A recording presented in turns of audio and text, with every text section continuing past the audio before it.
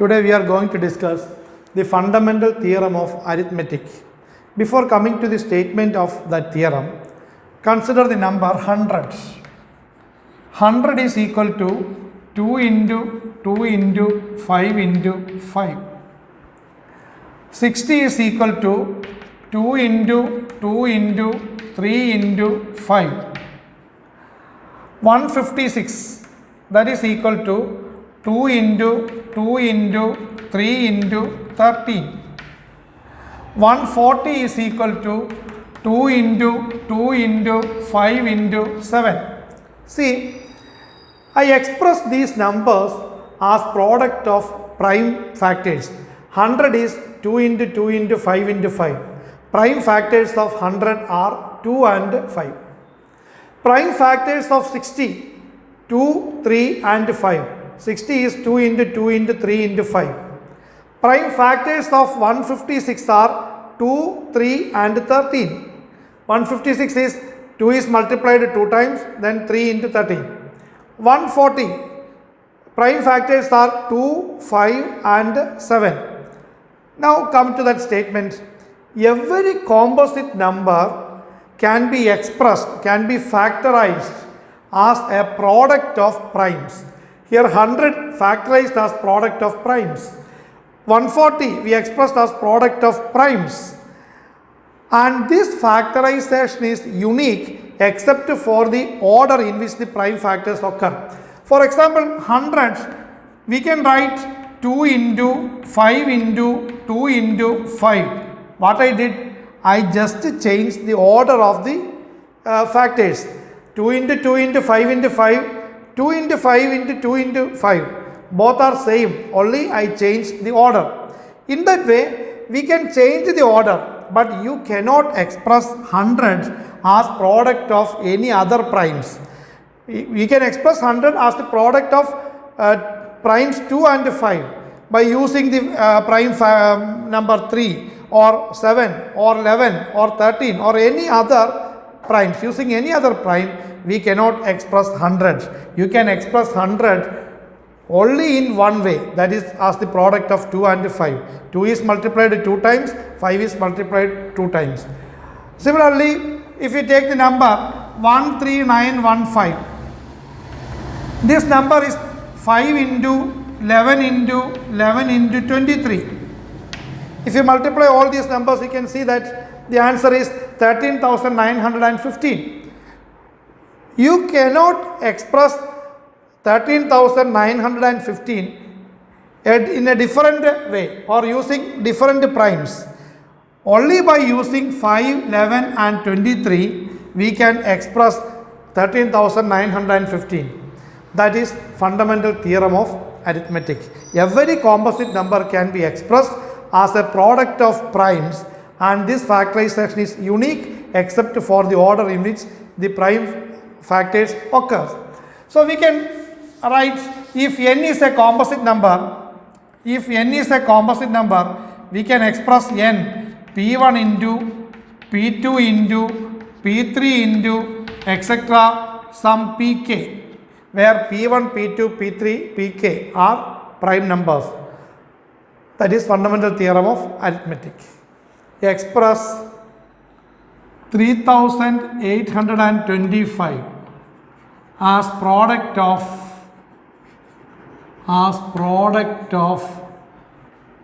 primes. 3825.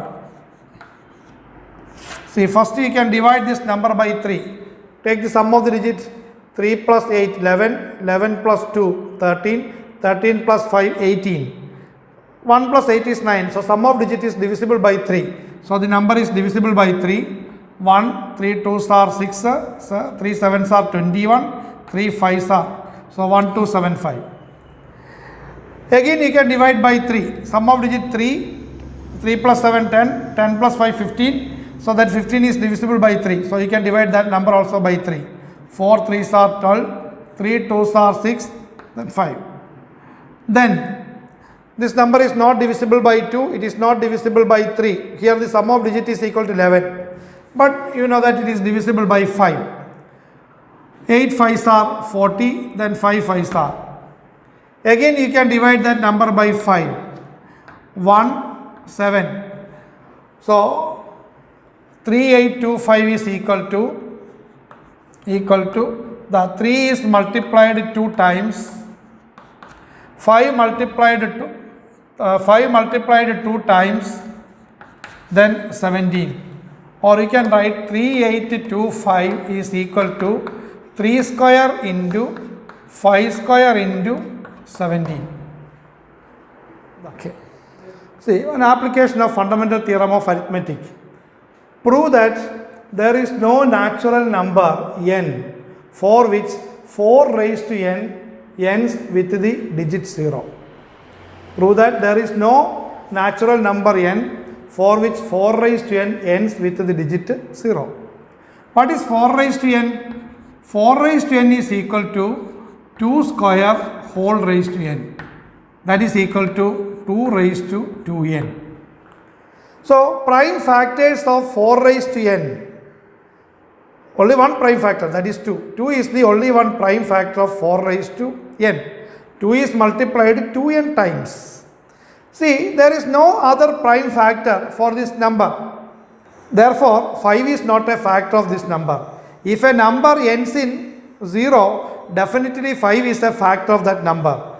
But for this number, when you write the prime factorization of 4 raised to n, we can see that 5 is not a factor of that number. Therefore, it cannot end in 5.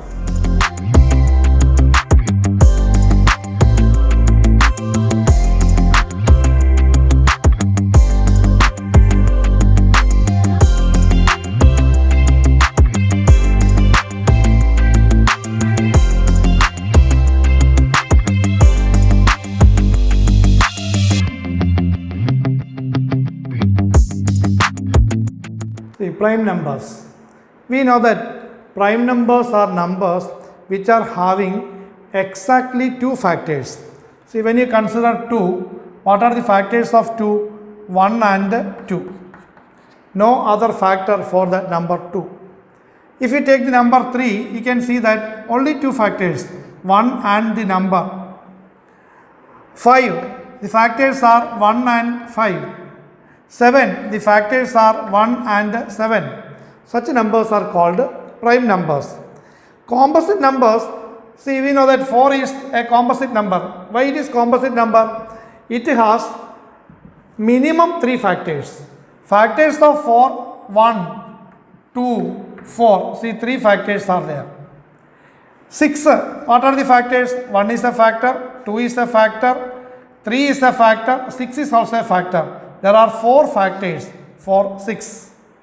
When you take 8, what are the factors? 1, 2, 4, 8.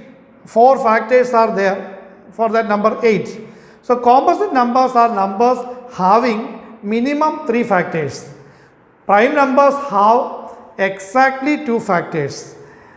And when you consider the number 1, how many factors are there? This number has only one factor, that is 1 itself. That is why 1 is neither prime nor composite. 1 is not a prime number, 1 is not a composite number, because a prime number has exactly 2 factors. Here 1 has only one factor, that is 1. A composite number has minimum 3 factors. So 1 is neither prime nor composite. The least prime number is 2. The least prime number is 2, and 2 is the only one even number that is prime. See, here you can see that 2, 3, 5, 7, 11, 13, 17, 19, 23, 29, etc. are primes. There are 25 prime numbers up to 100. See, least prime is 2, 3, 5, 7, 11, 13, 17, 19, 23, 29, 31, 37, 41, 43, 47, 53, 59, 61, 67, 71, 73, 79, 83, 89, 97. These are the primes from 1 to 100 natural numbers. If you list out primes, you can see that there are 21 primes between 100 and 200. Between 200 and 300, there are 16 primes. See, when you consider numbers from 1 to 100, there are 25 primes. 25 primes. From 101 to 200, you can see 21 primes are there. 21 primes. 201 to 300, number of primes is 16. 16 primes. From 301 to 400, you can see 16 primes are there. 16 primes. 401 to 500, number of primes 17. 17 primes. 501 to 600, number of primes 9. 601 to 700, number of primes 16. 701 to 800, number of primes 12. 801 to 900, number of primes 15. 900 to 1000, 901 to 1000, there are 14 primes. See, more primes are from 1 to 100, 25 primes. Then number of primes, you can see that 21, 16, 16, 17, 9, 16, 12, 15, 14, etc. Can you say a consecutive 100 natural numbers which are not prime? That is the question. Is it possible to write 100 consecutive natural numbers which are not prime? For that, you must know what is a factorial number. See, 1 factorial, that is 1. 2 factorial is equal to 1 into 2. 3 factorial is 1 into 2 into 3, that is 6. 4 factorial is equal to 1 into 2 into 3 into 4, that is 24. 5 factorial is equal to 1 into 2 into 3 into 4 into 5, that is 120. See, this 1, 2, 6, 24, 120, etc. are called factorial numbers. So, what is factorial n? If n is a natural number, n factorial is equal to 1 into 2 into 3 into etc. up to n. Product of first n natural numbers, that is n factorial. 1, 2, 6, 24, 120, etc. are called factorial numbers. You know what is a factorial number. Now, you consider 101 factorial. What is 101 factorial? 1 into 2 into 3 into etc. up to 101. Plus 2. 101 factorial plus 2. Is it prime or composite? It is a composite number. Why it is a composite number? Because 101 factorial is 1 into 2 into 3 into etc. up to 101. You can see that 2 is a factor of that number. So, this number is divisible by 2. Second number is also divisible by 2. If A and B are divisible by C, then A plus B is also divisible by C. So, here 101 factorial is divisible by 2. 2 is divisible by 2. So, their sum is definitely divisible by 2. Therefore, it has a proper factor. So, it is a composite number. Then 101 factorial plus 3. This number is divisible by 3. This 101 factorial, it is divisible by 2, it is divisible by 3, it is divisible by 4, etc. up to 101. It is divisible by all natural numbers up to 101. Because 101 is a factor of 101 factorial. If you take any natural number between 1 and 101, that is a factor of this 101 factorial. Therefore, 101 factorial is divisible by all natural numbers from 1 to 101. See, this number is divisible by 3. This is also divisible by 3. So, the sum is divisible by 3. So, it is a composite number. 101 factorial plus 4. 101 factorial plus 5, etc. Last 101 factorial plus 101. See, I wrote 100 consecutive natural numbers. This number plus 1 is this one. 101 factorial plus 3 plus 1 is 101 factorial plus 4. So all these are consecutive natural numbers and they are 100 numbers because I am starting from this 2, 3, 4, etc. up to 101. So 100 consecutive natural numbers are there and all these numbers are composites. So we can say 100 consecutive natural numbers which are not prime. See, no number in this list is prime. All are composite numbers. Suppose you want to write 1000 consecutive natural numbers which are not prime. That is possible.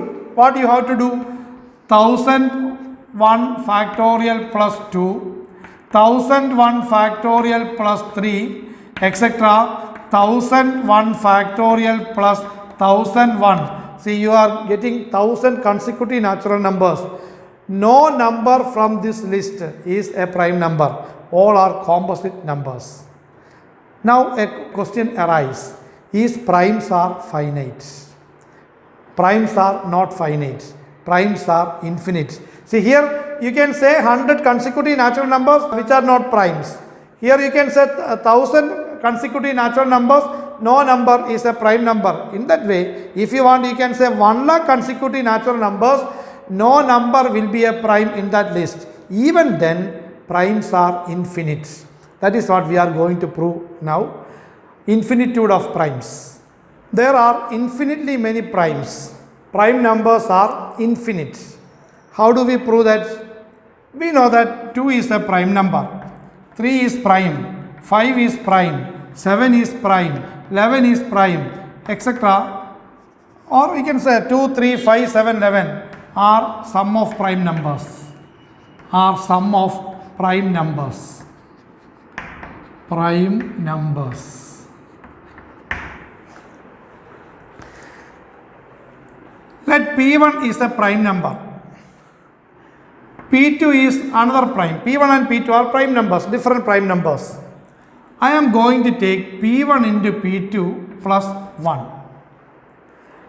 P1 into P2 plus 1. See, if you take 2 and 3, 2 into 3, 6. 6 plus 1. 6 plus 1 is 7. That is a prime number. Suppose you are taking 3 and 5. 3 into 5, 15. 15 plus 1 is 16. That is not a prime number. So, if P1, P2 are 2 primes, then P1 into P2 plus 1, it can be a prime or it can be a composite number.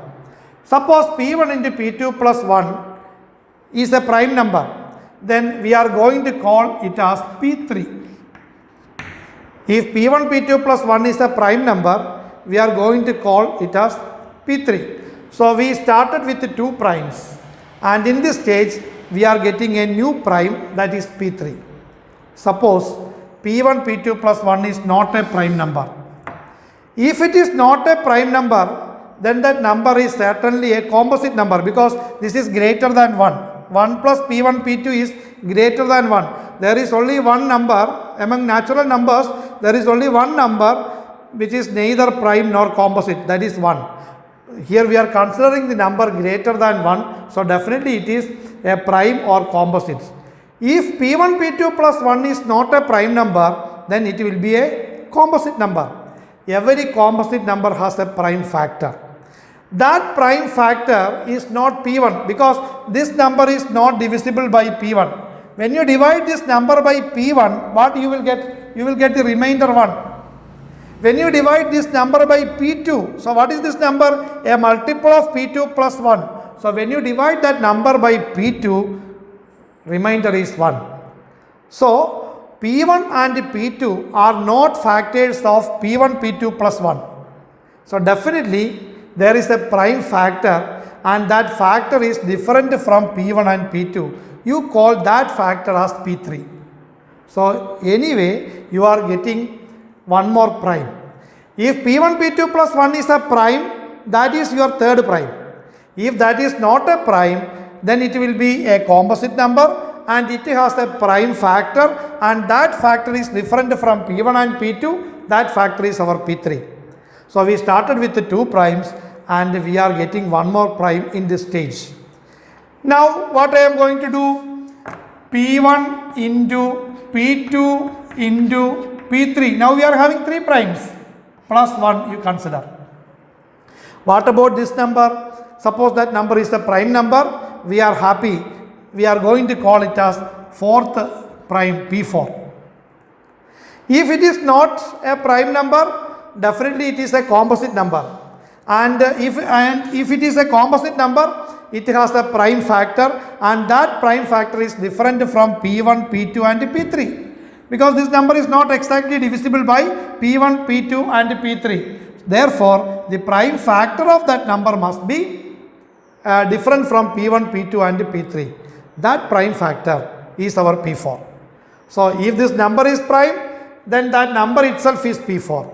If this number is not prime, then it has a prime factor, and that prime factor is P4. So, now we are getting 4 primes. We started with the 2 primes, then we get 1 more, 3, and in this stage we are getting 1 more. Now we are having 4 primes.